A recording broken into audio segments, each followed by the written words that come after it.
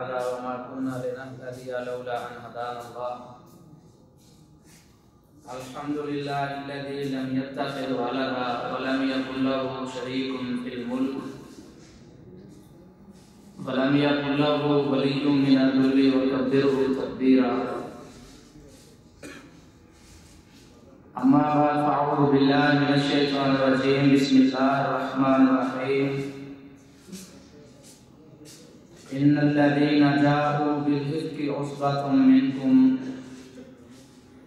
لا تحسبوه شرا لكم بل هو خير لكم.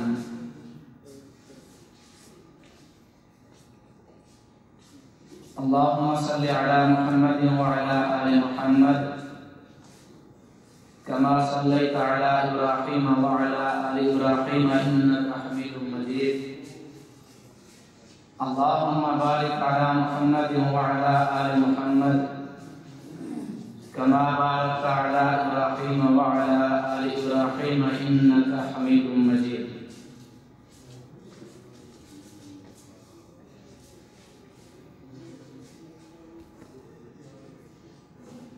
دنیا کے اندر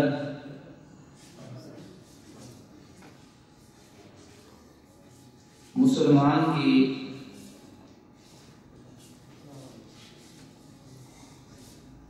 دو والدہ محترمہ ہوتی ہیں. ایک وہ ماں جو اس کو جنم دیتی ہے اور ایک وہ ماں جس کو اللہ رب العزت نے مسلمانوں کی ماں بنایا ہے.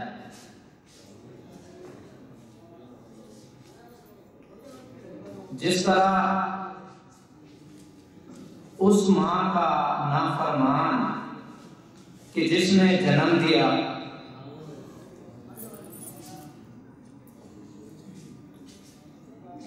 اس کے اگر وہ اپنی ماں کی نافرمانی کرتا ہے، ماں کی عزت پر دھبا لگاتا ہے، ماں کی عزت کو تار تار کرنے کی کوشش کرتا ہے، یا وہ ماں کے تحفظ کے لیے کھڑا نہیں ہوتا، ماں کی عزت کا تحفظ نہیں کرتا، بالکل اسی طرح وہ ماں کہ جس کو اللہ تعالیٰ نے مسلمانوں کی ماں قرار دیا ہے، اگر مسلمان اس ماں کی نافرمانی کرے، اس کی عزت پر دھبا لگائے یا اسے تہمتوں سے نوازے تو اس بیٹے کے حرامی ہونے میں شک نہیں ہے.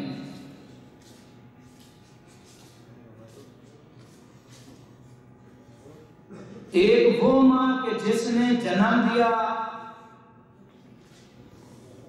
یہ ساری مائیں اس ماں پر قربان کی جا سکتی ہیں یا قربان کر دی جائیں کہ جس ماں کو اللہ رب العزت نے مسلمان کی ماں کہا ہے.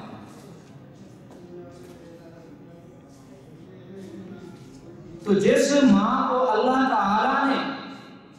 مسلمانوں کی ماں بنایا، اس ماں کی عزت پر اگر کوئی انسان دھبا لگائے، اگر کوئی مسلمان اس ماں کی عزت پر تہمتیں لگاتا ہے تو اس بیٹے کے حرامی ہونے میں شک نہیں ہے.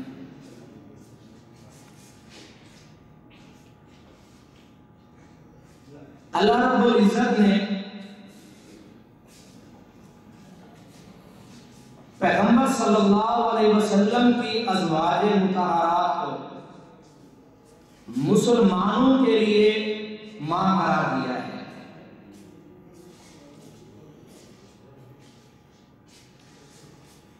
اور ان ازواج مطہرات میں سے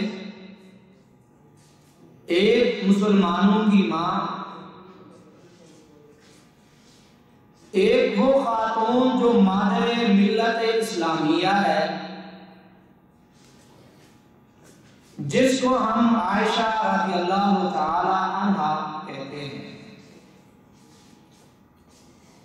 حضرت عائشہ رضی اللہ تعالی عنہا ساری بیویوں میں سے وہ ممتاز ہیں۔ اللہ تعالیٰ نے اس ماں کو وہ امتیازات دیے ہیں جو امتیازات کسی اور بیوی کو، کسی اور پیغمبر صلی اللہ علیہ وسلم کی بیوی کو وہ عطا نہیں۔ حضرت عائشہ رضی اللہ تعالی عنہا 9 سال کی عمر کے اندر ان کی رخصتی ہوتی ہے۔ 10 سال وہ پیغمبر صلی اللہ علیہ وسلم کی زوجیت میں رہتی ہیں اور 19 سال کے بعد آپ صلی اللہ علیہ وسلم اس دنیا سے چلے جاتے ہیں، وفات پا جاتے ہیں۔ 48 سال حضرت عائشہ رضی اللہ تعالی عنہا نے بیوگی کی زندگی جو ہے وہ گزاری۔ حضرت امیر معاویہ رضی اللہ تعالی عنہ کے دور کے اندر حضرت عائشہ رضی اللہ تعالی عنہا وفات پاتی ہیں اور ان کا نماز جنازہ حضرت ابو ہریرہ رضی اللہ تعالی عنہ نے پڑھایا تھا۔ تو حضرت عائشہ رضی اللہ تعالی عنہ کو اللہ تعالی نے جو امتیازات دیے، جو عزت دی، جو قدر و منزلت عطا فرمائی، وہ کسی اور بیوی کے حق میں نہیں ہے۔ حضرت عائشہ رضی اللہ تعالی عنہ جب پیدا ہوئی اس وقت ان کی آنکھ اسلام کی گود میں کھلتی ہے۔ جب وہ دنیا میں آتی ہیں تو وہ مسلمان خاندان کے گھر میں آتی ہیں۔ اس وقت نبوت کا 4واں یا 5واں سال تھا اور صدیقی خاندان مسلمان ہو چکا تھا۔ تو حضرت عائشہ رضی اللہ تعالی عنہا نے کفر کی زندگی اور کفر کے ماں باپ اور کفر کا دور نہیں دیکھا۔ اس میں حضرت عائشہ رضی اللہ تعالی عنہا ممتاز ہے کہ جب وہ دنیا کے اندر آئیں تو ان کے والدین مسلمان تھے، انہوں نے آنکھ کھولی دنیا کے اندر تو اسلام کی گود کی اور ان کی پرورش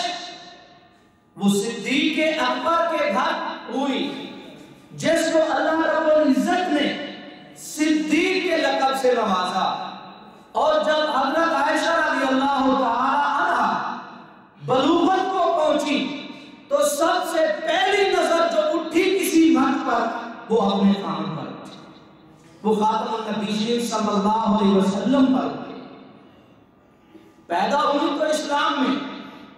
پرورش ہوتی ہے تو کائنات کے اندر انبیاء کے بعد جو سب سے افضل ترین انسان ہے اس کی گود میں پرورش پائی، اور جب بلوغت کو پہنچی تو سب سے پہلی نظر جو اٹھی وہ خاتم النبیین اپنے خامن پر اٹھی۔ ان امتیازات کے اندر حضرت عائشہ رضی اللہ تعالی عنہ ممتاز ہیں، اس میں ان کا کوئی اور شریک، کوئی اور بیوی شریک نہیں ہے۔ حضرت عائشہ رضی اللہ تعالی عنہ یہ وہ ہستی ہے کہ جن کی تصویر جبریل علیہ السلام ایک ریشم کے کپڑے کے اندر پیغمبر صلی اللہ علیہ وسلم کو دکھاتے ہیں اور فرماتے ہیں اے پیغمبر یہ دنیا کے اندر بھی اور آخرت کے اندر بھی آپ کی بیوی ہے۔ یہ وہ خاتون ہیں کہ جن کے بستر پر اللہ رب العزت کا قرآن اترتا تھا، کسی اور بیوی کے بستر پر وحی نازل نہیں ہوتی تھی۔ یہ وہ خاتون ہیں حضرت عائشہ رضی اللہ تعالی عنہا کہ جن کے بارے میں حضرت جبرائیل علیہ السلام ایک دفعہ آئے اور آپ صلی اللہ علیہ وسلم کو ارشاد فرمایا کہ اے اللہ کے پیغمبر، اللہ تعالی حضرت عائشہ رضی اللہ تعالی عنہا کو اس سے پہلے حضرت خدیجہ رضی اللہ تعالی عنہ کو یہ سلام اللہ رب العزت کی طرف سے آئے تھے. وہ پیغمبر صلی اللہ علیہ وسلم کے پاس آ رہی تھی اور فرشتہ آیا، اس نے کہا کہ حضرت خدیجہ رضی اللہ تعالی عنہ آپ کے پاس تشریف لا رہی ہیں، ان کو اللہ کی طرف سے ان کو سلام کریے. اس کے بعد حضرت عائشہ رضی اللہ تعالی عنہ اس روئے زمین پر وہ واحد خاتون ہیں کہ جس کے لیے آسمان سے سلام آتے تھے. یہ وہ واحد خاتون ہیں. حضرت عائشہ رضی اللہ تعالی عنہ کو اللہ تعالیٰ نے بہت عزت اور بہت امتیازات سے نوازا ہوا تھا، اور وہ فرماتی ہیں کہ میں وہ مسلمانوں کی وہ ماں ہوں کہ جب پیغمبر صلی اللہ علیہ وسلم فوت ہونے لگے اس وقت اللہ کے پیغمبر کے منہ کے اندر میرا دعا گیا، میں نے پیغمبر کو مسواک چبا کر ان کے منہ میں ڈالا. میں وہ ماں ہوں مسلمانوں کی کہ جس کے حجرے کے اندر آج بھی پیغمبر صلی اللہ علیہ وسلم موجود ہیں، کہ جن کے حجرے کو اللہ تعالیٰ نے جنت کے ٹکڑوں میں سے ایک ٹکڑا قرار دیا. اور میں وہ خاتون ہوں کہ جس کو اللہ تعالیٰ نے یہ امتیاز دیا کہ میرے لیے اللہ تعالیٰ نے میری عزت کے لیے، میرے ناموس کے تحفظ کے لیے، میری بنات کے لیے اللہ تعالیٰ نے آسمان سے 17 آیات کو نازل فرمایا. اور میں وہ مسلمانوں کی ماں ہوں کہ جس کی وجہ سے اللہ تعالیٰ نے اپنے اصول ضابطے وضو کے وہ تبدیل کر دیے تھے اور مسلمانوں کو ایک عظیم نعمت عطا فرمائی تھی. اللہ تعالیٰ فرماتے ہیں جب پانی تم نہ پاؤ تو اس وقت کیا کر لو؟ تیمم کر لو. تو یہ بھی میری وجہ سے مسلمانوں کو یہ نعمت ملی ہے. حضرت عائشہ رضی اللہ تعالی عنہ، اللہ تعالیٰ نے ان کو جو امتیازات دیے اس کے اندر کوئی اور بیوی پیغمبر کی وہ شریک نہیں ہے. آپ صلی اللہ علیہ وسلم ارشاد فرماتے تھے، بخاری شریف کی حدیث ہے کہ دنیا کے اندر 3 کامل عورتیں گزری ہیں. مرد تو کامل ہوتے ہی ہوتے ہیں، لیکن دنیا کے اندر 3 خاتون ایسی ہیں جو وہ کامل ہو کر گزری ہیں. سب سے پہلے وہ فرعون کی بیوی آسیہ، اور پھر مریم بنت عمران، اور آخر میں اللہ کے پیغمبر ارشاد فرماتے ہیں اے عائشہ وہ تو تیسری خاتون ہے کہ جو تو ان 3 عورتوں کے اندر شامل ہے اور تو کامل اور مکمل ہے. اللہ کے پیغمبر ارشاد فرماتے تھے کہ اے عائشہ تو ایسی ہے میرے لیے کہ جیسے باقی کاموں کے لیے شریف بالکل پسندیدہ ہے، تو میرے لیے شریف کی مانند ہے. اور آخری ایام کے اندر اللہ کے پیغمبر صلی اللہ علیہ وسلم پوچھا کرتے تھے کہ آج کس کے گھر کی باری ہے، آج میں نے کس کے گھر کے اندر رات گزارنی ہے. جس بیوی کے گھر جاتے تھے تو وہاں پوچھا کرتے تھے آج کس کی باری، آج کس کی باری. تو ساری بیویوں نے یہ مشورہ کیا کہ پیغمبر صلی اللہ علیہ وسلم کو حضرت عائشہ رضی اللہ تعالی عنہا سے بے ساختہ محبت ہے، لہذا ان تمام بیویوں نے اپنی باری حضرت عائشہ رضی اللہ تعالی عنہ کو دے دی تھی. اور جب حضرت آپ صلی اللہ علیہ وسلم فوت ہوئے تھے اس وقت حضرت عائشہ رضی اللہ تعالی عنہ ارشاد فرماتی ہیں آپ صلی اللہ علیہ وسلم میرے گھر میں موجود تھے اور میرے سینے کے ساتھ آپ صلی اللہ علیہ وسلم کا سر مبارک لگا ہوا تھا، اور میں وہ مسلمانوں کی ماں ہوں کہ جب آپ صلی اللہ علیہ وسلم فوت ہوئے تو اس وقت آپ صلی اللہ علیہ وسلم میرے حجرے کے اندر موجود تھے. ان سارے امتیازات کے اندر اللہ کے پیغمبر کی کوئی اور بیوی ان کے ساتھ شریک نہیں ہے۔ اللہ تعالیٰ نے صدیقی خاندان کو کچھ اس طرح امتیازات سے نوازا تھا کہ اللہ تعالیٰ نے ضابطہ بنا دیا کہ جو انسان اس دھرتی پر اس صدیقی خاندان کا دشمن بنے گا وہ مسلمان نہیں کافر ہے، وہ مسلمان نہیں ہے۔ حضرت عائشہ رضی اللہ تعالی عنہ مسلمانوں کے لیے ایک یونیورسٹی کی حیثیت رکھتی تھی،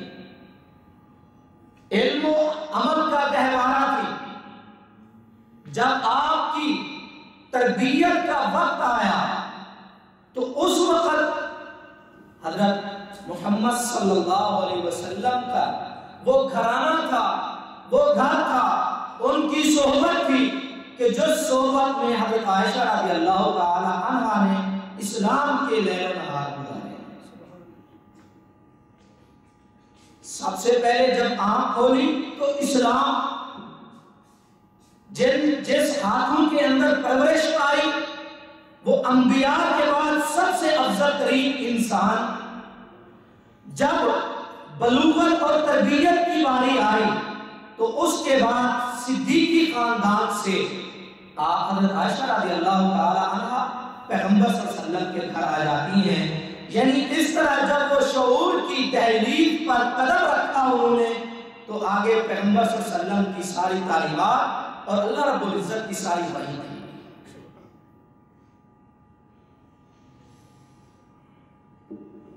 حضرت امیر معاویہ رضی اللہ تعالی عنہ اپنے دربار کے اندر موجود تھے اور انہوں نے پوچھا کہ آج روئے زمین پر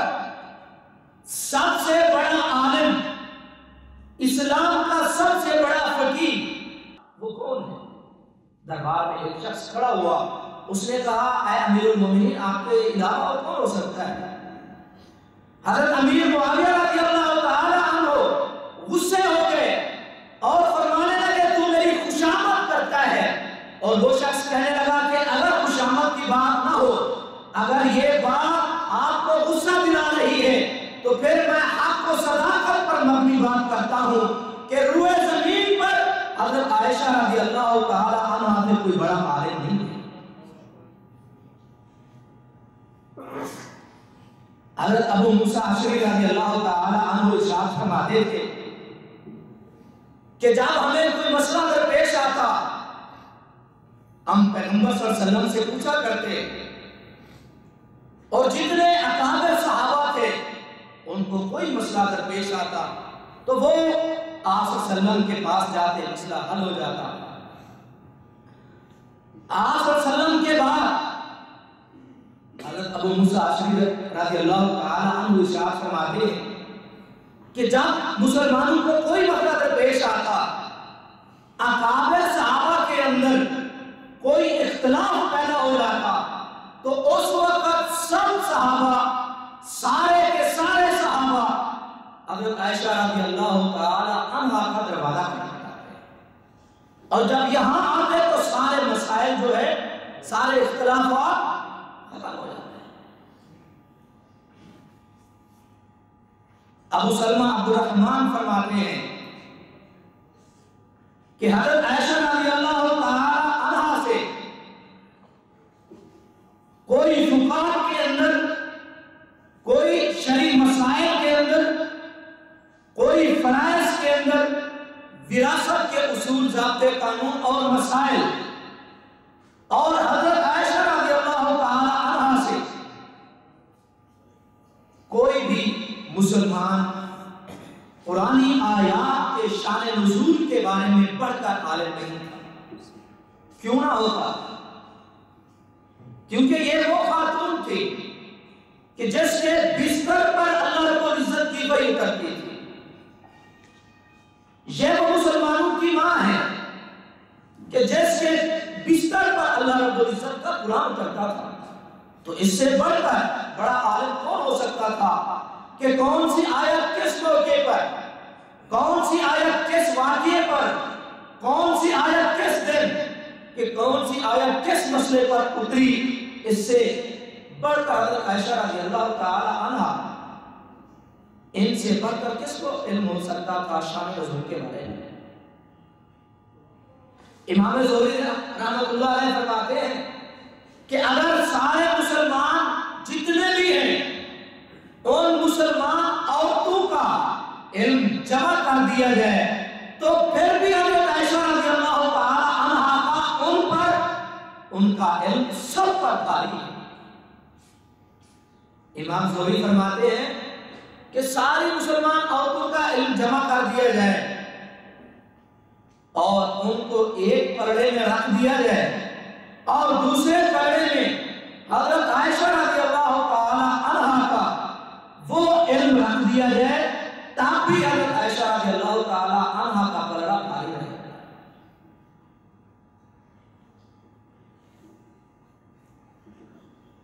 امام ابن حزم رحمۃ اللہ علیہ انہوں نے ایک تقسیم کی صحابہ کرام رضوان اللہ علیہم اجمعین کی کہ جن صحابہ نے کثرت کے ساتھ آپ صلی اللہ علیہ وسلم سے روایات نقل کی، آپ سے حدیث مبارکہ سنی ہے، انہوں نے فرمایا کہ 11 صحابہ ایسے ہیں کہ جنہوں نے اللہ کے پیغمبر سے کثرت سے حدیث مبارکہ کو روایت کی ہے، اور ان صحابہ میں سے چھٹا نمبر حضرت عائشہ رضی اللہ تعالی عنہا کا ہے۔ سب سے پہلے امام ابن حزم نے پہلے نمبر پر حضرت ابو ہریرہ رضی اللہ تعالی عنہ کی روایتوں کو نقل کیا اور فرماتے ہیں کہ انہوں نے 5374 احادیث مبارکہ وہ پیغمبر صلی اللہ علیہ وسلم سے سنی ہے۔ دوسرے نمبر پر آپ صلی اللہ علیہ وسلم کا خادم حضرت انس رضی اللہ تعالی عنہ کہ جنہوں نے 2684 احادیث وہ پیغمبر صلی اللہ علیہ وسلم سے سنی۔ تیسرے نمبر پر حضرت عبداللہ بن عباس رضی اللہ تعالی عنہ کہ جنہوں نے 2660 احادیث پیغمبر صلی اللہ علیہ وسلم سے سنی ہمیں بتلائی۔ چوتھے نمبر پر حضرت عبداللہ بن عمر رضی اللہ تعالی عنہ کہ جنہوں نے 2630 احادیث پیغمبر صلی اللہ علیہ وسلم سے وہ روایت کی۔ پانچویں نمبر پر حضرت جابر بن عبداللہ رضی اللہ تعالی عنہ کہ جنہوں نے 2540 احادیث پیغمبر صلی اللہ علیہ وسلم سے سنی اور ہمیں بتلائی۔ اور حضرت امام حزم فرماتے ہیں کہ چھٹے نمبر پر حضرت عائشہ رضی اللہ تعالی عنہا ہے کہ جنہوں نے 2210 احادیث وہ پیغمبر سے سنی اور ہمیں بتلائی۔ یعنی حضرت عائشہ رضی اللہ تعالی عنہا ایک عام خاتون نہیں تھی، مسلمانوں کے لیے ایک دستگاہ کی حیثیت رکھتی تھی۔ وہ آپ صلی اللہ علیہ وسلم کے بعد باقاعدہ فتویٰ دیا کرتی تھی۔ تمام صحابہ چاہے وہ حضرت ابوبکر صدیق ہوں، حضرت عمر فاروق ہوں، حضرت عثمان رضی اللہ تعالی عنہ ہوں، وہ کوئی بھی صحابی ہو، اگر کوئی مسئلہ درپیش آتا، کوئی اختلاف پیدا ہو جاتا، سارے صحابہ اپنی ماں کے در پر جاتے، حضرت عائشہ رضی اللہ تعالی عنہا کے دروازے پر جاتے اور مسئلہ جو ہے وہاں حل ہو جاتا۔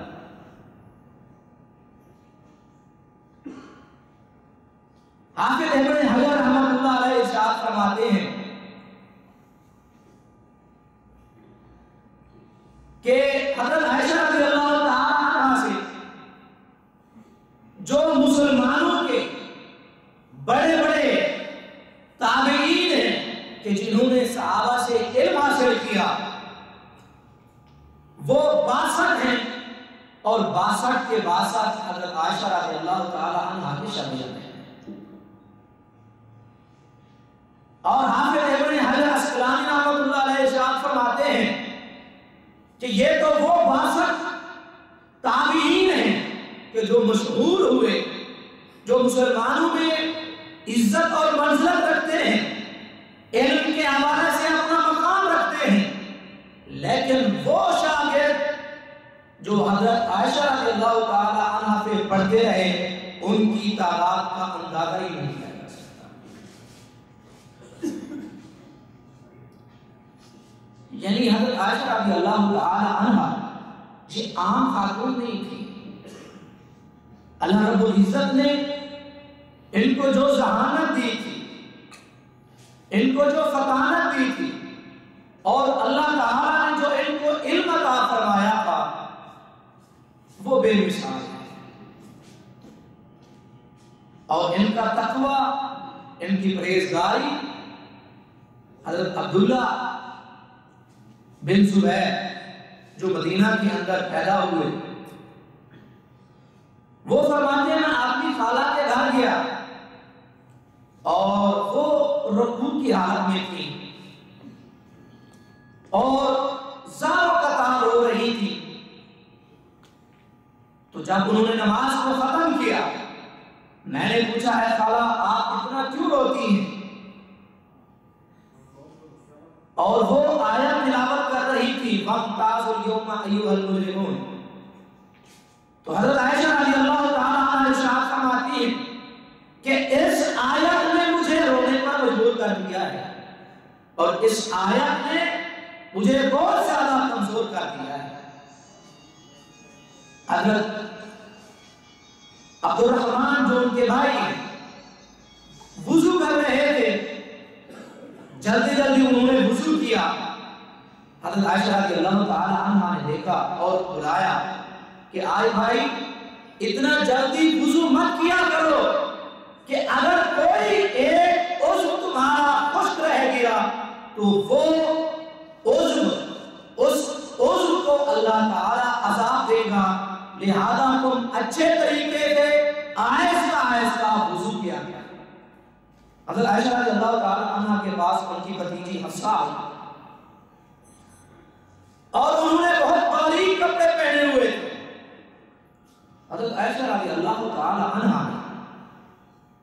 وہ دوپٹہ ان سے اتار دیا، دوپٹے کو اتارا نہیں، اتار کر اس کو پھاڑ دیا اور فرمایا، اللہ کے پیغمبر ارشاد فرماتے تھے کہ قیامت کے نزدیک ایسی عورتیں آئیں گی جو کپڑے تو پہنے گی لیکن وہ ایسے ہی ہوگا کہ جیسے انہوں نے کپڑے پہنے ہی نہیں، بہت باریک کپڑے پہنیں گے۔ حضرت عائشہ رضی اللہ تعالی عنہ نے وہ دوپٹہ اتارا، اس کو پھاڑ دیا اور ایک موٹی چادر منگوائی اور اپنی بھتیجی کے سر پر رکھ دی۔ آج ہم کہتے ہیں کہ بیٹی بڑی ہو گئی ہے، ناراض ہو جائیں گے، ہمارا گھر آنے والے لوگ ایسے ہیں، ان کو کچھ بات کہتے ہیں، ناراض ہو جائیں گے، دوبارہ آئیں گے نہیں۔ ماں کو کہتے ہیں تو وہ ماں کی حیثیت رکھتی ہے، اس کے قدموں تلے جنت ہے۔ اگر بہن کو سمجھاتے ہیں تو وہ مجھ سے بڑی ہے، وہ شادی شدہ ہے۔ اے مسلمانوں کچھ بھی ہو جائے، لیکن جب تم یہ نہیں انل منکر برائی سے روکنا چھوڑ دو گے اور نیکی کا حکم دینا چھوڑ دو گے تو ذلت کے راستے تم پر آسان ہو جائیں گے۔ اس وقت حضرت عائشہ رضی اللہ تعالی عنہ نے یہ بھی دیکھا کہ یہ میری بھتیجی ہے، چھوٹی کے بڑی، یہ میرا بھائی ہے، نہیں، جو بات غلط دیکھی ٹوک دیا، چاہے وہ باپ ہے، وہ حضرت عمر رضی اللہ تعالی عنہ ہے، وہ امیر المومنین ہے، وہ کوئی بھی ہے، اسے ٹوک دیتے۔ حضرت عائشہ رضی اللہ تعالی عنہ کو اللہ تعالی نے جو عزت اور منزلت عطا فرمائی تھی اور جو ان کو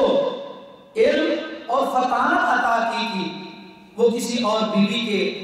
حق میں نہیں آیا۔ اور بڑے بڑے کبار صحابہ ان کے پاس آتے، اگر ان کے ہاں اختلاف پیدا ہو جاتا تو اختلاف ان کا حضرت عائشہ رضی اللہ تعالی عنہا کے پاس آنے سے ختم ہو جاتا۔ حضرت عمر رضی اللہ تعالی عنہ ارشاد فرماتے تھے کہ کوئی بھی مسلمان صبح کی نماز کے بعد اور عصر کی نماز کے بعد کوئی نماز نہ پڑھے۔ جب حضرت عائشہ رضی اللہ تعالی عنہا کو یہ بات معلوم ہوئی تو انہوں نے ارشاد فرمایا، حضرت عمر رضی اللہ تعالی عنہ نے یہ بات ابھی سنی ہے لیکن مکمل نہیں سنی۔ اللہ کے پیغمبر ارشاد یہ فرماتے تھے کہ کوئی بھی مسلمان جب سورج کو طلوع ہوتے دیکھے اور سورج کو غروب ہوتے دیکھے اس وقت کوئی نماز نہ پڑھے، کیونکہ کوئی سورج پرست یہ نہ سمجھے کہ مسلمان سورج کو پوج رہا ہے، سورج کو سجدے کر رہا ہے۔ لہذا صبح کے بعد اور عصر کے بعد نماز پڑھنے میں آپ صلی اللہ علیہ وسلم نے نہیں روکا۔ اسی طرح حضرت عبداللہ بن مسعود رضی اللہ تعالی عنہ اور حضرت ابو موسیٰ اشعری رضی اللہ تعالی عنہ کے درمیان اختلاف پیدا ہو گیا۔ حضرت عبداللہ بن مسعود رضی اللہ تعالی عنہ روزے کو دیر سے کھولتے اور مغرب کی نماز دیر سے پڑھتے۔ حضرت ابو موسیٰ اشعری رضی اللہ تعالی عنہ نماز کو بھی جلدی پڑھتے، روزہ بھی جلدی کھولتے تھے۔ جب دونوں صحابہ حضرت عائشہ رضی اللہ تعالی عنہ کے پاس گئے تو انہوں نے فرمایا آپ صلی اللہ علیہ وسلم کی حدیث ہے اور آپ صلی اللہ علیہ وسلم کا معمول بھی یہی تھا کہ روزے کو افطار بھی جلدی کرتے تھے اور مغرب کی نماز بھی جلدی پڑھتے تھے۔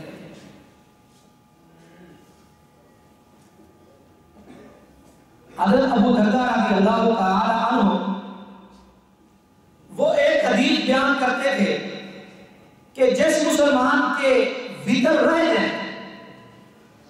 تہجد کے وقت، عشاء کے بعد، یا وہ بھول گیا نہیں پڑھ سکا، تہجد کی اس کی روٹین ہے، اس کی عادت ہے، وہ وتر نہیں پڑھ سکا، وہ بیدار نہیں ہو سکا،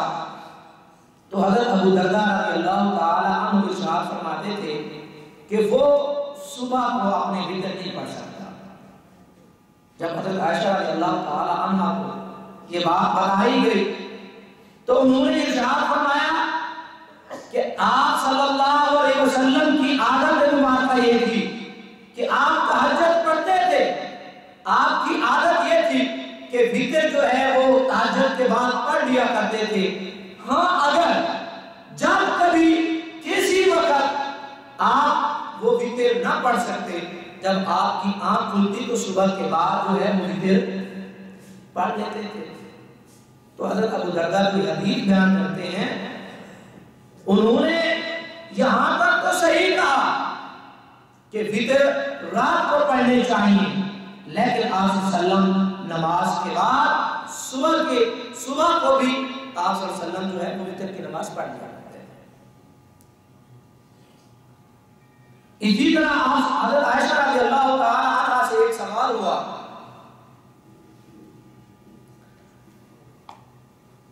کہ آپ یہ بتائیں نماز بیٹھ کر پڑھنی چاہیے یا کھڑے ہو کر پڑھنی چاہیے؟ اللہ کے پیغمبر نے نماز بیٹھ کر پڑھی ہے یا کھڑے ہو کر؟ نوافل کس انداز سے اللہ کے پیغمبر نے وہ ادا کیے، پڑھتے تھے، ان کی عادت مبارکہ کیا تھا؟ حضرت عائشہ رضی اللہ تعالی عنہا ارشاد فرماتی ہیں، حین حتم الناس، جب لوگوں نے پیغمبر صلی اللہ علیہ وسلم کو توڑ دیا، یعنی جب آپ صلی اللہ علیہ وسلم کمزور ہو گئے، آپ کھڑے ہو کر نماز نہیں پڑھ سکتے تھے، اس وقت آپ صلی اللہ علیہ وسلم بیٹھ کر نوافل جو ہے وہ ادا کرتے تھے، اور زندگی میں کبھی بھی آپ نے تہجد کی نماز بیٹھ کر ادا نہیں کی۔ زندگی میں کبھی بھی حضرت عائشہ فرماتی ہیں کہ آپ صلی اللہ علیہ وسلم نے بیٹھ کر تہجد کی نماز کبھی بھی بیٹھ کر ادا نہیں کی. ہاں جب کمزور ہو گئے، جب کھڑے نہیں ہو سکتے تھے، تو اس وقت آپ صلی اللہ علیہ وسلم بیٹھ کر نماز پڑھ لیا کرتے تھے. ایک دفعہ دو صحابہ کے درمیان اختلاف ہوا کہ حاملہ عورت کی عدت جو ہے وہ 4 ماہ 10 دن ہے یا وضع حمل ہے. اصول ضابطہ تو یہی ہے کہ جو عورت حاملہ ہو اس عورت کی عدت وضع حمل ہے، یعنی جب حمل سے وہ عورت فارغ ہو جائے تو اس کے بعد جو ہے وہ نکاح کر سکتی ہے. تو دو صحابہ کے درمیان اختلاف پیدا ہو گیا. ایک صحابی کہتے تھے کہ مدت جو ہے وہ 4 ماہ 10 دن ہے، اور دوسرے صحابی فرماتے تھے کہ نہیں، وضع حمل ہے. اور جس عورت کا مسئلہ تھا جب اس کو طلاق ہوئی تقریباً 10-12 دن کے اندر حمل سے وہ فارغ ہو گئی، یعنی بچے کی پیدائش ہو گئی، تو وہ صحابی کہتے تھے کہ عدت جو ہے وہ زیادہ عرصہ ہونا چاہیے، کم نہیں ہونا چاہیے. جب حضرت عائشہ رضی اللہ تعالی عنہ کے پاس آئے تو انہوں نے ارشاد فرمایا پیغمبر صلی اللہ علیہ وسلم کے پاس بھی ایک عورت آئی تھی اور جس کو طلاق ہوئی تھی، طلاق کے بعد تقریباً 2-3 ہفتے کے بعد وضع حمل ہو گیا، تو اللہ کے پیغمبر نے اسے نکاح کی اجازت دے دی. لہذا اللہ کے پیغمبر نے اس عورت کی جو حاملہ ہے اس کی عدت کو وضع حمل قرار دیا ہے، نہ کہ 4 ماہ 10 دن. یعنی کہنے کا مطلب یہ کہ کسی قسم کا مسئلہ وراثت سے تعلق رکھتا ہو، فقہی مسائل ہوں، وہ آیات کے شان نزول ہوں، اسلام کا کوئی بھی مسئلہ صحابہ کرام رضوان اللہ علیہم اجمعین وہ حضرت عائشہ رضی اللہ تعالی عنہ کے پاس آتے تھے اور یہاں آ کر وہ اپنی علم کی پیاس کو بجھاتے تھے. اور تابعین کے اندر جتنے بھی بڑے بڑے اکابر تابعین ہیں، جتنے بھی بڑے تابعین مشہور ہوئے ہیں، ان میں سے 6 مسلمانوں میں اپنے علم کے اعتبار سے بڑا مقام رکھتے ہیں. ان میں سے ایک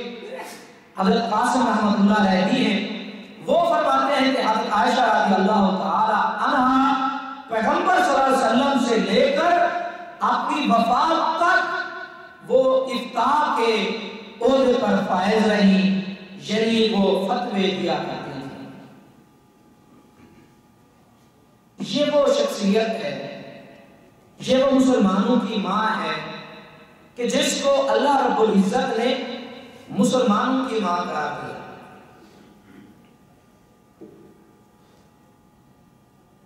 اس شخصیت پر آج کے دور کے اندر بھی اور پہلے صحابہ کرام رضوان اللہ علیہم اجمعین کے دور میں بھی لوگوں نے تہمتیں باندھی، افترا باندھے، مختلف قسم کی باتیں کی. گزشتہ سال میں مختلف علاقوں میں، چاہے وہ پاکستان ہو، انڈیا ہو، وہ عرب کے ممالک ہوں، کویت ہو، عراق ہو، شام ہو، حتیٰ کہ یورپین ممالک کے اندر بھی یہ رافضی، یہ شیعہ حضرت عائشہ رضی اللہ تعالی عنہ کی وفات پر جشن مناتے ہیں، اور ان کی وفات پر استغفر اللہ الیاذ باللہ ان پر لعنتیں کرتے ہیں، انہیں منافقہ قرار دیتے ہیں، مختلف قسم کی باتیں کرتے ہیں. ان کا بڑا امام خمینی کشف الاسرار میں کہتا ہے کہ حضرت عائشہ رضی اللہ تعالی عنہ منافقہ تھی، استغفر اللہ مقبول حسین دہلوی قرآن کی آیت فاحشۃ مبشرہ اس کا مصداق استغفر اللہ علیاذ باللہ، وہ کہتا ہے اس کا مصداق حضرت عائشہ ہے رضی اللہ تعالی عنہ، نعوذ باللہ استغفر اللہ۔ غلام حسین نقوی، مولا باقر مجلسی اور ان کے سارے شیعہ، سارے روافض، چاہے وہ عرب کے ہوں، چاہے وہ یورپین ہوں، چاہے وہ انڈین اور پاکستان کے ہوں، وہ حضرت عائشہ رضی اللہ تعالی عنہ پر، وہ مسلمانوں کی ماں پر، وہ اسلام کی وہ ماں کہ جس کو اللہ رب العزت نے مسلمانوں کی ماں قرار دیا، اس عظیم شخصیت پر کہ جس کے لیے اللہ تعالیٰ کی طرف سے فرشتے سلام لے کر آتے تھے، اس شخصیت پر کہ جس کے بستر پر رب کا قرآن نازل ہوتا تھا، اس شخصیت پر کہ جس کے بارے میں اللہ کے پیغمبر ارشاد فرماتے تھے کہ اے اللہ مجھے عائشہ سے بے ساختہ محبت ہے، اس شخصیت پر کہ جس کے بارے میں اللہ کے پیغمبر ارشاد فرماتے تھے کہ اے مسلمانوں دنیا میں 3 عورتیں کامل اور ان میں عائشہ رضی اللہ تعالی عنہ بھی شامل ہیں، وہ شخصیت، وہ خاتون کہ جس کے بارے میں پیغمبر صلی اللہ علیہ وسلم ارشاد فرماتے تھے اے عائشہ تو خانوں کی طرح، جس طرح شریف کو ایک حیثیت حاصل ہے، تو میرے لیے شریف کی حیثیت رکھتی ہے۔ اور حضرت ابو بکر صدیق رضی اللہ تعالی عنہ کو، ام رومان کو حضرت آپ صلی اللہ علیہ وسلم ارشاد فرماتے تھے تم میری وجہ سے عائشہ کو کوئی تکلیف نہ دیا کرو، حالانکہ وہ ماں باپ تھے، وہ والدین تھے، وہ جو کچھ اس سے کہتے ان کا حق تھا، لیکن پیغمبر نے ان کو بھی روک دیا اس شخصیت پر، اس ذات پر جس کی تصویر اللہ رب العزت نے پیغمبر کو دکھائی اور فرمایا اے پیغمبر دنیا میں بھی اور آخرت میں بھی یہ تیری بیوی ہے۔ اس ذات پر آج قومیں اور اس کی وفات پر جشن مناتے ہیں، صرف جشن نہیں مناتے بلکہ وہ ملعون کہتے ہیں کہ عائشہ منافقہ تھی، عائشہ ریاکار تھی، عائشہ بڑی سمجھدار اور بڑی ہی منافقہ تھی۔ پیغمبر صلی اللہ علیہ وسلم پر وہ تہمتیں مختلف ہتھ کنڈوں سے وہ پیغمبر صلی اللہ علیہ وسلم کو اپنے گھر کے اندر کھیل کے رکھتی تھی۔ میرے دوستو اگر ایسی ہستیوں پر اس قسم کے الزامات لگائے جائیں، اس قسم کی بکواسیں کی جائیں اور ان لوگوں سے، ان کی زبانوں سے ابو جہل محفوظ ہے، ان کی زبانوں سے فرعون محفوظ ہے، ان کی زبانوں سے ابو لہب محفوظ ہے، ابو طالب محفوظ ہے، کفر کا جتنا پروپیگنڈا اسلام کے خلاف ہوا، جن لوگوں نے کیا، جن کفار نے کیا، وہ سارے کے سارے ان کی زبانوں سے محفوظ ہیں، اور ان کی زبانیں دراز ہوتی ہیں تو وہ پیغمبر کی ازواج مطہرات پر، تو وہ پیغمبر کے صحابہ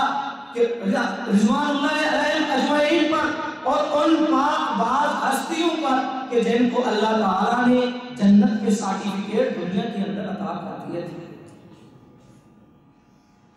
آج ان پر اگر اس قسم کی باتیں کر دی جائیں اور مسلمان ٹھنڈے پیٹوں سنتے رہیں تو پھر قریب ہے کہ مسلمانوں پر آسمان سے اللہ کے عذاب وہ بطور پتھر برسے اور زمین پھٹے کہ مسلمانوں کو یہ زمین اپنے اندر دھنسا ہے۔ حضرت عائشہ رضی اللہ تعالی عنہ وہ شخصیت ہے،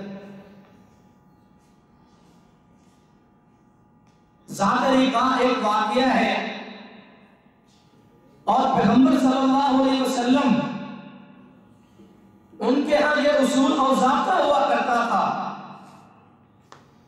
کہ جب آپ کسی جنگ میں جاتے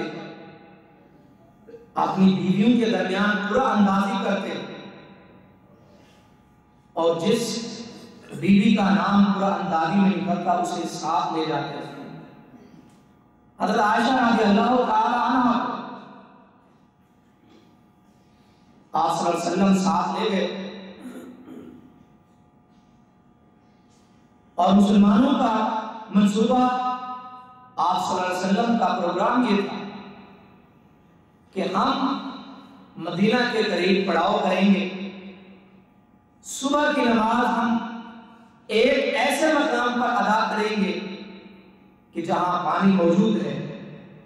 لہذا رات کی یہ گھڑیاں یہاں گزارتے ہیں، صبح کی نماز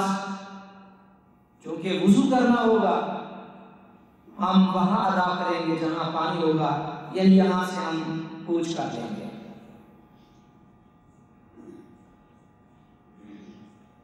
تو تہجد کے وقت صحابہ اکرام رضوان اللہ علیہم اجمعین بیدار ہوئے، انہوں نے سفر کی تیاری کی، آپ صلی اللہ علیہ وسلم بھی بیدار ہو گئے، لیکن حضرت عائشہ رضی اللہ تعالی عنہ وہ ابھی نیند میں تھی۔ سارے صحابہ نے تیاری کر لی تھی اور سارے پریشان تھے کہ حضرت عائشہ رضی اللہ تعالی عنہ وہ بیدار ہوں تو سفر جاری کیا گیا۔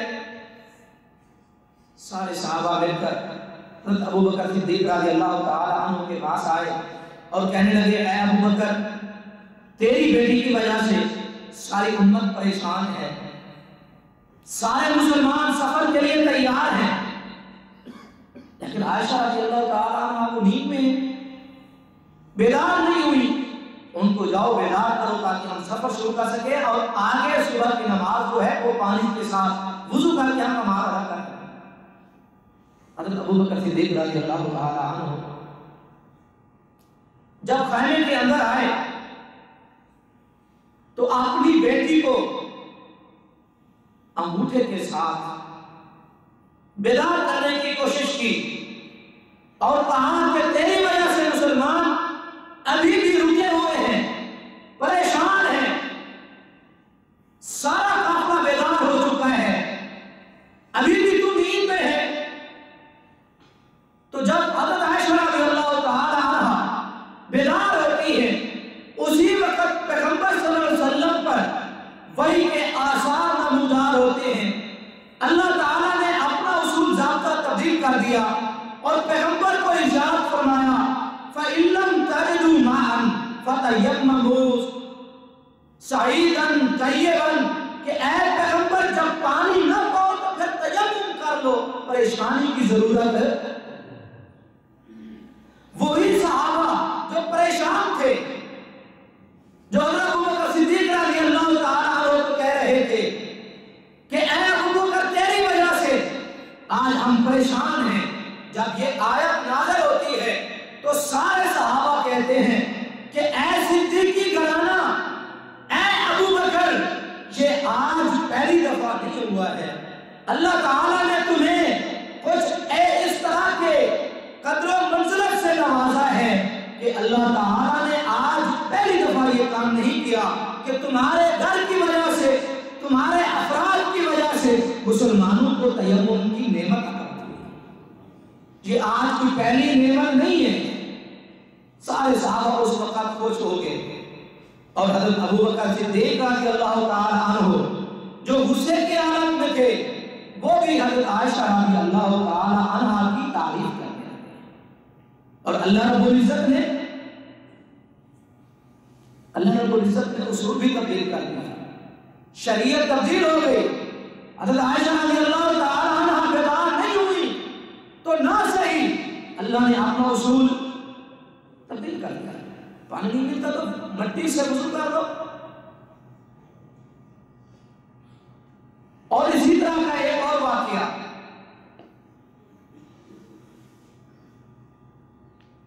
حضرت محمد صلی اللہ علیہ وسلم اسی طرح قرآن اندازی کی اور قرے کے اندر حضرت عائشہ رضی اللہ تعالی عنہ کا وہ نام قرآن اندازی کے اندر آیا اور وہ آپ کے ساتھ سفر میں تھے۔ مدینہ کے قریب ہی مسلمانوں نے پڑاؤ کیا اور اس پڑاؤ میں حضرت عائشہ رضی اللہ تعالی عنہا آدھی رات کو قضاء حاجت کے لیے گئی تو وہاں ان کا ہار جو ہے وہ گم ہو گیا۔ اس ہار کو وہ تلاش کرتی رہی، ان کی سوچ یہ تھی کہ ہار ابھی مل جاتا ہے، جب مل جائے گا تو میں واپس لوٹ جاؤں گی، لیکن ہار نہیں ملا۔ جب واپس آئیں تو قافلہ نہیں تھا۔ ان کی سوچ یہ تھی کہ میرے بغیر قافلہ تو جا ہی نہیں سکتا، لیکن حضرت عائشہ رضی اللہ تعالی عنہ فرماتی ہیں اس وقت مسلمانوں کے حالات یہ تھے کہ خود و نوش کی اشیاء غذائیں تو تھوڑی تھیں، اس وقت میں دبلی پتلی تھی، تو ان مسلمانوں کو میری عدم موجودگی کا احساس بھی نہیں ہوا اور انہوں نے پالان جو ہے وہ اٹھا کر ان پر رکھ دیا۔ جب یہ واپس آئیں تو ان کے پاس ایک بڑی چادر تھی اور اس چادر کو آدھا نیچے اور آدھا اوپر لے کر خوش ہو گئی۔ صفوان بن معطل رضی اللہ تعالی عنہ جو بدری صحابی ہیں، بعض روایات میں یہ آتا ہے کہ اللہ کے پیغمبر صلی اللہ علیہ وسلم نے ان کو اس وجہ سے پیچھے چھوڑ دیا تھا کہ یہ کافرے کا باقی سامان جو بچ جاتا ہے وہ لے آئیں۔ اور بعض مفسرین یہ کہتے ہیں، بعض محدثین یہ کہتے ہیں کہ وہ ان کی عادت تھی کہ وہ دیر تک سوئے رہتے تھے، تو اسی طرح بہرحال وہ آئے اس جگہ پر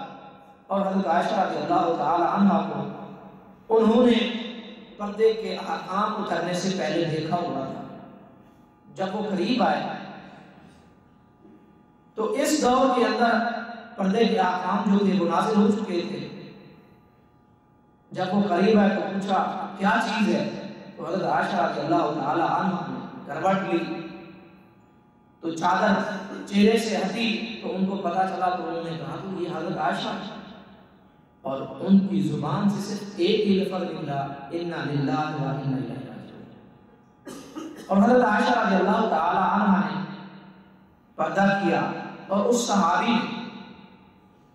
اونٹ کو آپ کے قریب جو ہے وہ لا کر بٹھا دیا اور حضرت عائشہ رضی اللہ تعالی عنہ اس پر بیٹھ گئے۔ جب یہ قافلہ مسلمانوں کے قافلے کے اندر پہنچا، دن چڑھ چکا تھا، اس وقت کسی نے کوئی بات نہیں کی۔ چند دن گزرنے کے بعد عبداللہ بن ابی نے لوگوں کے ہاں یہ باتیں مشہور کر دی کہ یہ کیسے ممکن ہے کہ مرد اور عورت رات ہو اور کوئی گناہ نہ ہوا ہو، استغفر اللہ یاد باللہ، یہ ناممکن ہے۔ تو اس ہتھ کنڈے کے اندر، اس سازش میں صحابہ کرام اور اس افواہوں کے اندر وہ بھی آ گئے۔ بعض صحابہ نے باتیں کی تو دن گزرتے گئے۔ حضرت عائشہ رضی اللہ تعالی عنہ فرماتی ہیں کہ میں قضاء حاجت کے لیے گئی، ان کو کچھ پتہ نہیں تھا کہ معاملہ کیا ہے، مدینہ کے اندر کیا افواہ پھیل چکی ہے۔ وہ فرماتی ہیں کہ ام مسطح میرے ساتھ تھی اور ان کو پتھر کے ساتھ ٹھوکر لگی اور اس نے کہا اے مسطح کو ہلاک۔ حضرت عائشہ رضی اللہ تعالی عنہ فرماتی ہیں تو عجیب ماں ہے، ٹھوکر تجھے لگی پتھر کی وجہ سے اور تو بد دعا کر رہی ہے اپنے بیٹے کے لیے۔ تو ام مسطح کہتی ہیں کہ عائشہ تو بڑی بھولی بھالی ہے، تجھے پتا نہیں کہ مدینہ کے اندر کیا ہو رہا ہے؟ حضرت عائشہ فرماتی مجھے تو نہیں پتا. تو وہ کہتی ہیں کہ جو پروپیگنڈا منافقین نے کیا اس کے اندر مصطح بھی شامل ہے. اس وجہ سے میں اس کو بد دعا دیتی ہوں کہ اے مصطح تو ہلاک ہو، کس کام میں تو پڑ گیا ہے. اور مصطح نے وہ بات بتائی. حضرت عائشہ رضی اللہ تعالی عنہا فرماتی ہیں مجھے قضائے حاجت بھول گئی اور میں نے کہا کہ واپس چل. گھر کے اندر آئیں. آپ صلی اللہ علیہ وسلم کا چہرہ بھی وہ غمگین ہے اور حضرت عائشہ رضی اللہ تعالی عنہ بھی پریشان ہے. حضرت عائشہ رضی اللہ تعالی عنہ فرماتی ہیں کہ میں نے اجازت مانگی اللہ کے پیغمبر سے کہ اے اللہ کے پیغمبر میری طبیعت نہیں صحیح، اگر آپ اجازت دیں تو میں اپنے والد کے گھر چلی جاتی ہوں. تو آپ صلی اللہ علیہ وسلم نے بجائے روکنے کے آپ نے اجازت دے دی. حضرت عائشہ فرماتی ہیں اس سے پہلے اگر میں اجازت مانگتی گھر جانے کی، اپنے والد کے گھر جانے کی، تو آپ صلی اللہ علیہ وسلم ارشاد فرماتے تھے اے عائشہ کچھ دن ٹھہر جاؤ، کچھ دن ٹھہر جاؤ. لیکن جب میں نے اس دن کوئی بات کی کہ میں نے جانا ہے تو آپ صلی اللہ علیہ وسلم ارشاد فرماتے ہیں چلی جاؤ. تو میں نے سمجھ لیا کہ پروپیگنڈا یہاں تک بھی پہنچ چکا ہے. حضرت عائشہ رضی اللہ تعالی عنہا ارشاد فرماتی ہیں کہ میں اپنے والد کے گھر گئی اور حضرت ابو بکر صدیق رضی اللہ تعالی عنہ کو ارشاد فرمایا کہ اے والد محترم میں بڑی پریشان ہوں. حضرت ابو بکر صدیق رضی اللہ تعالی عنہ نے جواب دیا اے بیٹی اگر تو پریشان ہے تو میں تجھ سے زیادہ پریشان ہوں. آج ابو بکر صدیق مدینے میں کسی کو منہ نہیں دکھا سکتا. لوگ آج طرح طرح کی باتیں کر رہے ہیں. ام رومان کے پاس جاتی ہیں، وہ کہتی ہیں بیٹی میں کیا کر سکتی ہوں، میں بھی تجھ سے زیادہ آج پریشان ہوں. تو اسی کشمکش کے اندر 40-50 دن گزر گئے. آپ صلی اللہ علیہ وسلم آتے اور یہی پوچھ کر چلے جاتے کہ آپ گھر والوں کا کیا حال ہے. اور ایک دفعہ آپ صلی اللہ علیہ وسلم آئے اور انہوں نے کہا کہ اے عائشہ اگر آپ سے کوئی غلطی ہو گئی ہے تو آپ اللہ سے توبہ کرو، اللہ تعالیٰ معاف کرنے والی ذات ہے. حضرت عائشہ رضی اللہ تعالی عنہا ارشاد فرماتی ہیں لوگوں کی باتیں میں سنتی رہی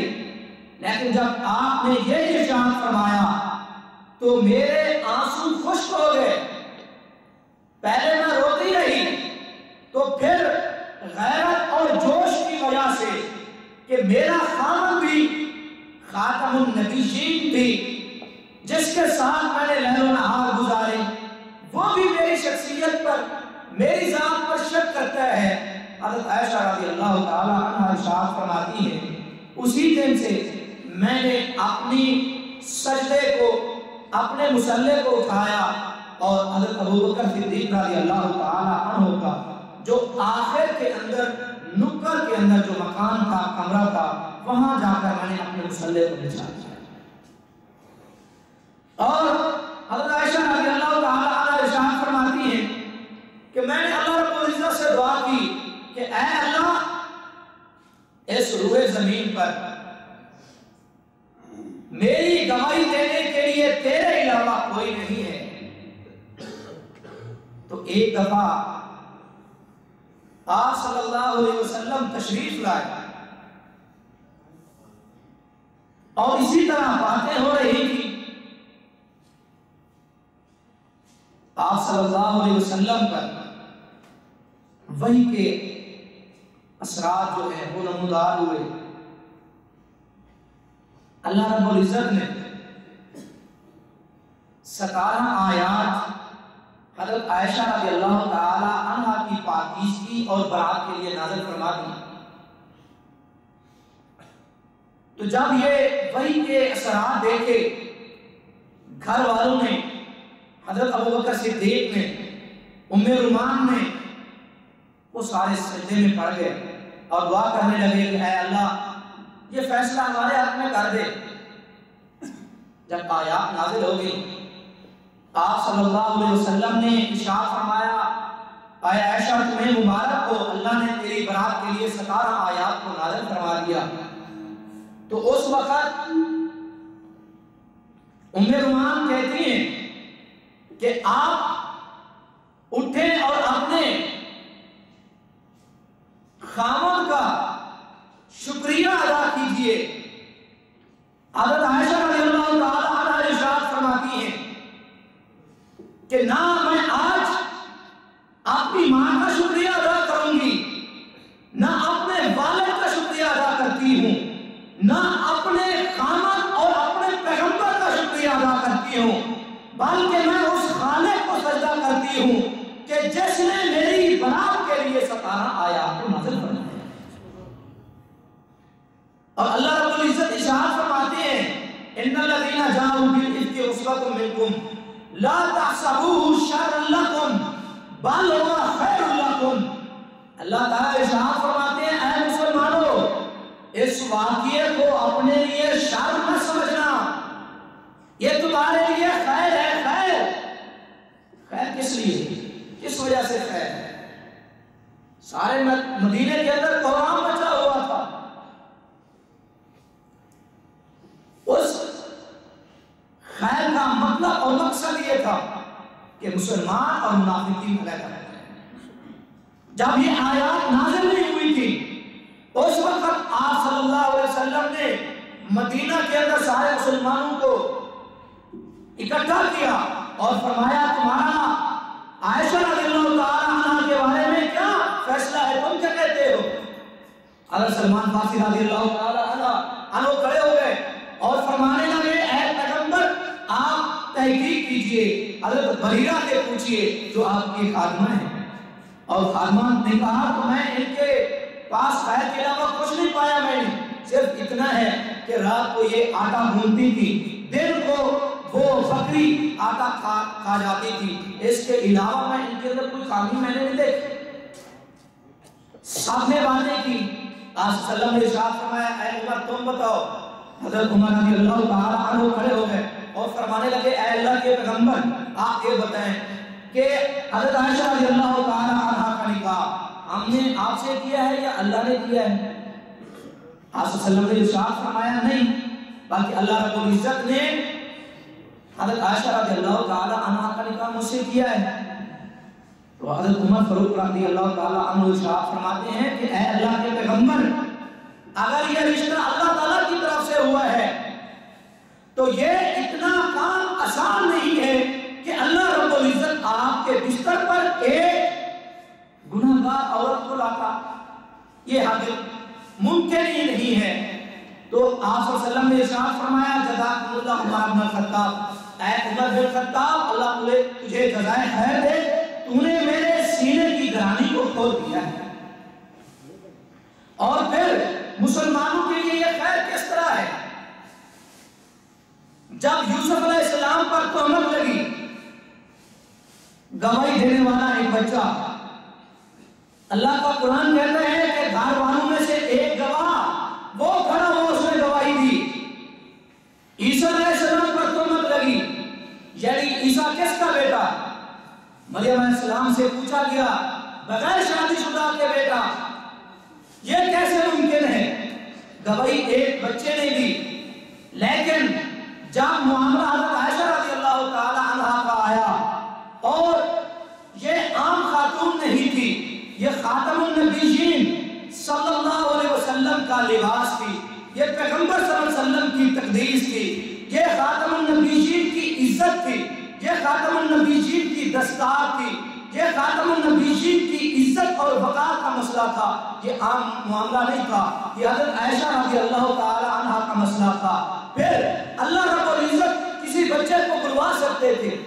اس وقت جو اونٹ آیا اس اونٹ کو اللہ تعالیٰ حکم دے سکتے تھے، وہ اونٹ بول سکتا تھا، راستے میں جتنے درخت تھے وہ بول سکتے تھے، اللہ رب العزت آسمان سے تارے اتارتا، جبرائیل کو نازل کرتا، وہ آگ سکتا تھا، گواہی دے سکتا تھا۔ اس وقت اللہ تعالیٰ آپ کسی بھی جانور کو کہہ دیتے وہ گواہی دے سکتا تھا، لیکن اللہ رب العزت نے یہ ایک نئی ارشاد فرمایا، بلکہ اللہ تعالیٰ نے آسمان سے حضرت عائشہ رضی اللہ تعالیٰ عنہ کے لیے 17 آیات کو نازل فرمایا، اور سارے دشمن حضرت عائشہ کے ہوں، وہ صحابہ کے ہوں، وہ ابو بکر صدیق کے ہوں، وہ آج پڑھ کر اپنی نفرت کے اندر آگ بگولا ہوتے ہیں اور اپنے کفر کا اظہار کرتے ہیں۔ اور اللہ تعالیٰ نے ارشاد فرمایا لِكُلِّ امْرِئٍ مِّنْهُمْ مَا اكْتَسَبَ مِنَ الْإِثْمِ وَالَّذِي تَوَلَّىٰ كِبْرَهُ مِنْهُمْ لَهُ عَذَابٌ عَظِيمٌ۔ اور اس عفت کے اندر، اس تہمت کے اندر جس نے یہ گناہ کمایا، جس نے تکبر کر کے مسلمانوں کے سامنے یہ افواہ پھیلا دی تھی، اللہ رب العزت ارشاد فرماتے ہیں اس کے لیے عذاب عظیم ہے۔ وہ خمینی ہو، وہ ملا باقر مجلسی ہو، وہ عرب کے شیعہ علماء ہو، وہ شیعوں کی کتب ہوں، شیعوں کا لٹریچر ہو، وہ جتنے ان کے محدث ہوں، جتنے بڑے علماء ہوں، اگر وہ حضرت عائشہ رضی اللہ تعالی عنہ کے وہ دشمن ہیں، حضرت عائشہ رضی اللہ تعالی عنہ کو منافق سمجھتے ہیں، گناہگار سمجھتے ہیں، تو پھر یہ سارے کے سارے جہنمی ہیں، ان کا انجام جہنم ہے، ان کا عذاب جہنم میں تیار ہے۔ اور جو بھی انسان چاہے مسلمان ہو، منافق ہو، شیعہ ہو، وہ رافضی ہو، جو بھی ہو، وہ صحابہ کا اگر دشمن ہے، اگر وہ عائشہ رضی اللہ تعالی عنہ کا وہ دشمن ہے، اس کا عذاب جہنم ہے، اور وہ مسلمانوں سے اس کا کوئی تعلق نہیں ہے۔ یہ ہم نہیں کہتے، یہ اللہ رب العزت کا قرآن کہتا ہے، لہم عذاب عظیم، ان کے لیے دردناک دنیا میں بھی عذاب اور آخرت کے اندر ان کے لیے دردناک عذاب جو ہے وہ تیار ہے۔ اور مسلمانوں، تم بھی، آپ بھی مسلمانوں شیعوں سے رشتے ناطے کرتے ہوئے سوچ لیا کریں کہ یہ کون سی قوم ہے، اس قوم نے کس کو تکلیف دی ہے، کن پر یہ تہمت باندھتے ہیں اور یہ کن کے دشمن ہیں۔ اگر اے مسلمانوں شیعوں کی محبت تمہارے دلوں کے اندر اگر ہے تو پھر تم اپنے ایمان کی خیر مناؤ۔ اللہ رب العزت ارشاد فرماتے ہیں جو صحابہ کا دشمن، جو ازواج کا دشمن، جو پیغمبر کا دشمن، وہ ہمارا دشمن ہے، اس کا اسلام سے کوئی تعلق نہیں ہے۔ تو پھر شیعوں سے محبت رشتے ناطے کرتے ہوئے ایک مسلمان کو سوچ لینا چاہیے کہ میں نے آخر مرنا ہے، اور ان انسانوں نے میری ماں کو کیا تکلیف دی ہے، یہ سب کو سامنے رکھتے ہوئے مسلمان کو شیعوں کے برات کا اظہار کرنا چاہیے۔ اللہ تعالیٰ شیعوں پر، رافضیوں پر لعنتیں نازل فرمائے، جس طرح وہ صحابہ کے لیے کہتے ہیں، اللہ تعالیٰ ان کو جہنم کے اندر، جہنم کے آخری درجے کے اندر ان پر عذاب نازل فرمائے۔ اللہ تعالیٰ ہمیں اسلام کو سمجھنے، اپنی ماں کی عزت کرنے کی اور اپنی ماں کے تحفظ کرنے کی اور اسلام کو سمجھنے، اس پر عمل کرنے کی توفیق عطا فرمائے۔ وما علینا الا البلاغ۔